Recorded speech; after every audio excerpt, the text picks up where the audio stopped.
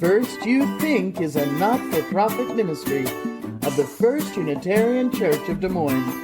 Support us at ucdsm.org today.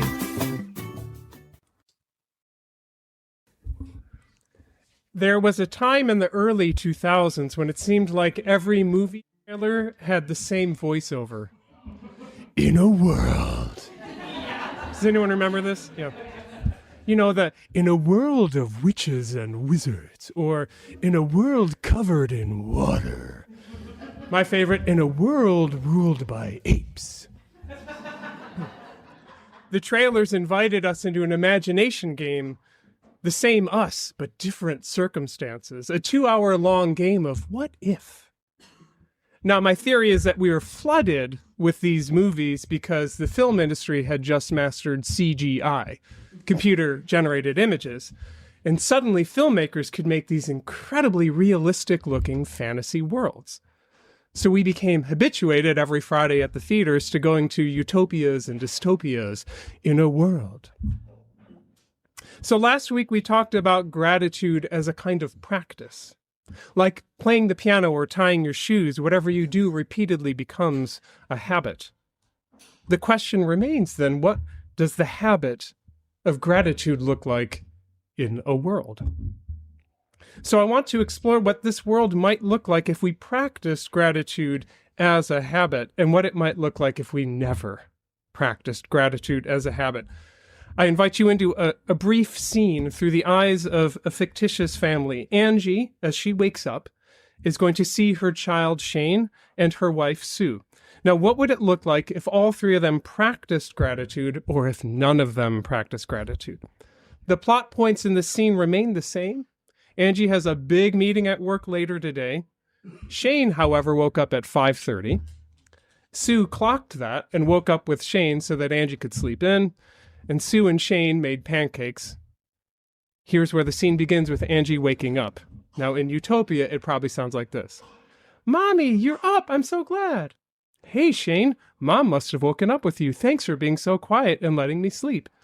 Well, you've got that big meeting today, and we couldn't find the granola, so we made pancakes. Thank you, Shane. And Sue, thank you for getting up early with him. I didn't realize how badly I needed that sleep. What a film. Or, Mommy, you're finally up. Why didn't you wake up with me? Shane, too much. Mommy needs her coffee first. Go play somewhere else. Sue, what time is it? Oh, it's 7:45. 7:45? I'm late. Why didn't you wake me up? I think what you mean is, thanks for waking up with him at 5:30. I don't have time for this. Where's the granola? We couldn't find it, so we made you pancakes. Did you even look in the cereal shelf? Yeah, I looked. It wasn't there. It's literally right there. It doesn't matter. I can't eat the pancakes. I'm late. Two versions of the same start of the day for Angie. One version's a Nora Ephron film. You feel loved. You feel in love. The other is like a David Finch or Quentin Tarantino film. You're exhausted and you're scarred, and it's only 2 minutes in.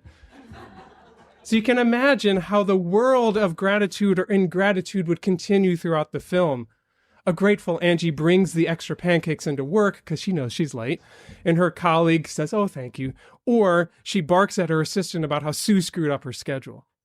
Her grateful colleague says, oh, thank you for the pancakes, and that Sue's a keeper. Or she responds with, I don't care, you're late. You could imagine Angie coming home from work and making dinner with Shane to give Sue a break from parenting, or you could imagine Angie and Sue coming home and starting the fight that they left. Now, for most of us, I hope your days are not so black or so white. They're never so perfectly sunny or so perfectly horrible. I think we move between these films very easily. After all, our relationships themselves are habits. Like practicing the piano. We build in an expected back and forth with each person in our lives, an expected sort of psychological energy with each person. And so I could see you being helpful in the kitchen with your loved one with that entrained generosity and compassion. You're leading with gratitude. You're seeing the best in them. But the phone rings and it's that customer service calling you back, and behold your pettiness. Behold that combative spirit. So on the phone, you're an Al Pacino character in a psychological thriller. You hang up, you go back into the kitchen, and suddenly you're back to being an affable Tom Hanks. Be careful how we practice. Practice becomes a habit. Not for nothing, here's a tip I like to try. If you really want to throw off your enemy in that psychological thriller that you've just been cast in, switch the script. Become the affable Tom Hanks character. You'll see them looking off stage left for their next line. Heartfelt gratitude always interrupts that verbal fight. But anyways, we move between these two films, between a life of gratitude and a life without any gratitude. And I think some of it is our habits we build with each person in our lives. But I want to make the case that gratitude is contagious. Now, there is a clinical therapist on stage, and I'm not that one. So I'm speaking here as a minister, not as a psychologist or sociologist, but hear me out. Gratitude fosters social connection. Bill actually talked about it last week, how genuine acts of gratitude release oxytocin in the brain, which when released fosters love and safety and trust and connection. And so when you move into a new space neutrally, no habits yet, and someone greets you with genuine gratitude, you feel a rush of love and trust and connection, and then you reciprocate, and they feel it, and it spreads. I argue that's what church is. And so I think that people have known about this, the contagion of gratitude, long before they knew any neurochemical studies. The Hebrew Psalms, for example, give the instruction, give thanks 73 times. Jesus models acts of thanksgiving 7 times at least, depending on how you count it, in the Gospels. In the Katana Sutra, the Buddha is purported to have said, a person of integrity is grateful and thankful. The Quran has at least 75 verses about the importance of gratitude in our lives. Plato is supposed to have said, a grateful mind is a great mind. So long before these brain studies, wise people understood that gratitude helps the individual and the community. And we all know this in our own bodies. When someone snaps at us, attacks us, and shames us, that's contagious too. It brings out the worst in us. We snap back. We attack. If we had to pick which of these two films to cast ourselves, and I'm going to guess that we pick the utopia, always grateful, not the dystopia of never grateful. That's not, for me, an interesting question. For me, what's interesting is what do we do when we are trying to be in a grateful world and the energy we're receiving is not gratitude, but ingratitude, not love, but cruelty? How do we make this habit in the face of the other habit? I'm not a medical doctor, but I am sick today. So I've been thinking about that, and I've picked up, like most of us, a lot of tips about epidemiology from the pandemic, right? A lot of us learned a lot about how diseases spread in 2020. And so even though I'm looking at medical professionals while I say this, please understand I'm speaking in metaphor. When you're trying to avoid getting an infection, and I don't know why you'd listen to anything I say after that, but if you're trying to avoid getting an infection, you want to practice 3 habits. Cultivate a healthy immune system, wash your hands, vaccinate. Cultivate a healthy immune system, wash your hands, and vaccinate. That way, when you're out in the world, healthy you can handle the viruses that come your way. It does its own immune system job. But your hands gather up viruses from doorknobs and rails and shaking hands and such. So you wash your hands of that and you vaccinate so that your immune system knows how to handle the bad viruses. This is metaphor. Obviously, I didn't follow it. So in that metaphor, what does it mean to cultivate a healthy immune system for gratitude in a world that can be cruel? Well, that's the spiritual practice of gratitude. That's what I hope you've been working on all week, starting with that thank you card. It's bringing your neighbor a cocoa after they raked your leaves. It's calling your friend to thank them for hosting dinner last week. It's writing a letter to an old teacher to thank them for believing in you when you didn't believe in yourself. It's building up this practice of noticing the people and relationships in your life, the blessings and bounty of your life. It's the 20-to-1 ratio. When we nurture the practice of gratitude, we become robust enough in our gratitude immune system that we're not completely thrown off course by one ungrateful interaction. So that's the immune system part of it. What does the washing of your hands mean? Well, when someone throws an ungrateful thing your way, how do you wash yourself of it? How do you wash it off? I would argue that we actually worked on this last month, cultivating compassion, honoring the complexity of this other person, the rich and heartbreaking story of their world of which you know a very, very small part.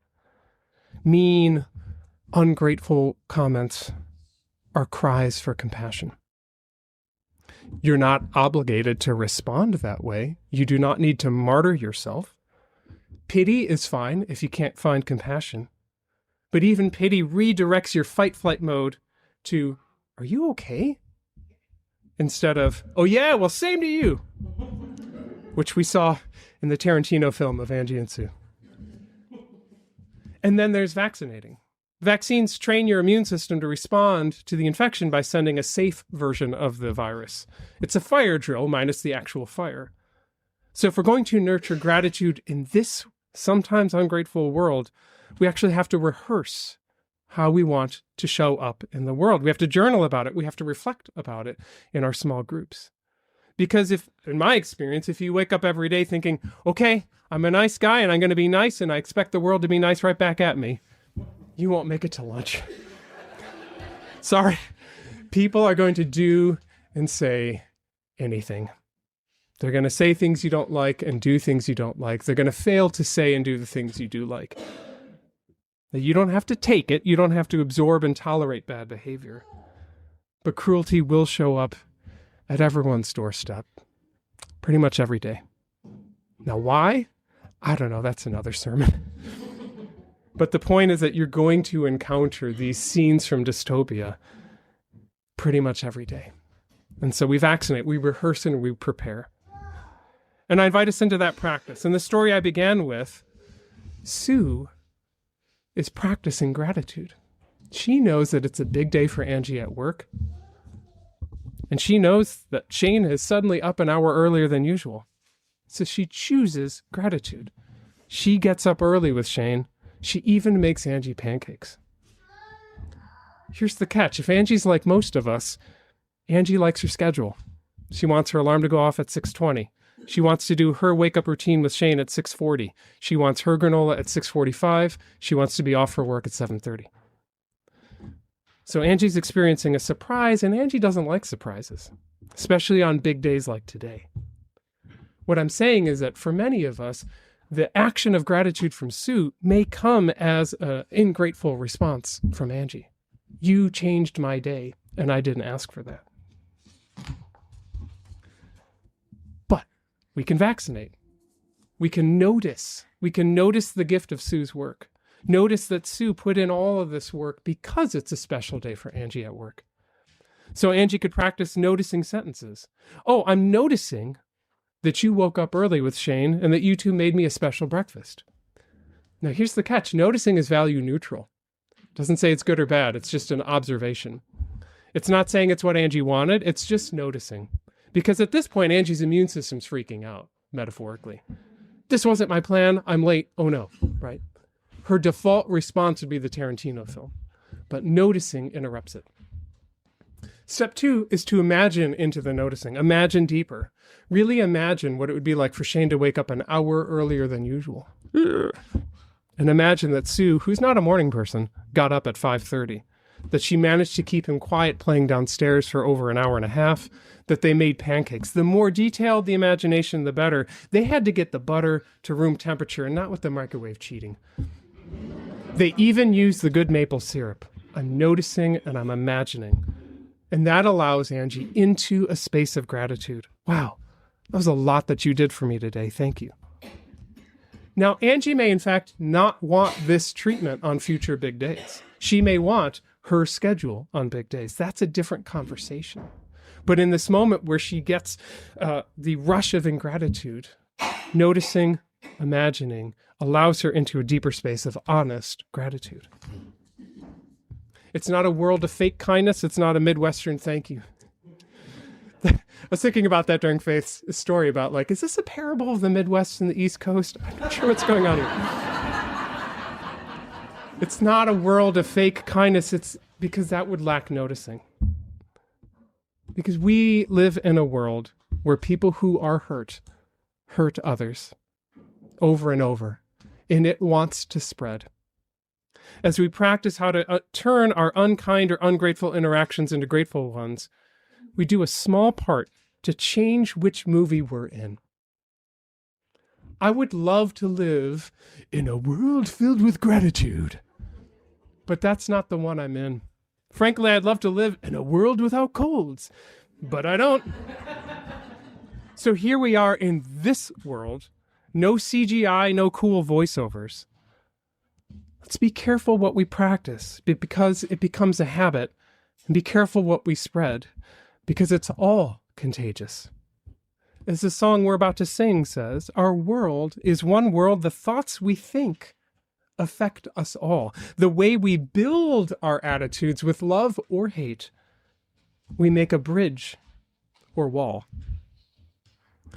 So let us have the courage to notice, to imagine, to share our gratitude. I can actually hear the voiceover for that movie. In a world where people put love at the center most of the time, where we said thank you sometimes, and where we encouraged one another in spiritual and ethical growth to our best ability. The good news, we don't need CGI for that. We have a camera right there. May it be so.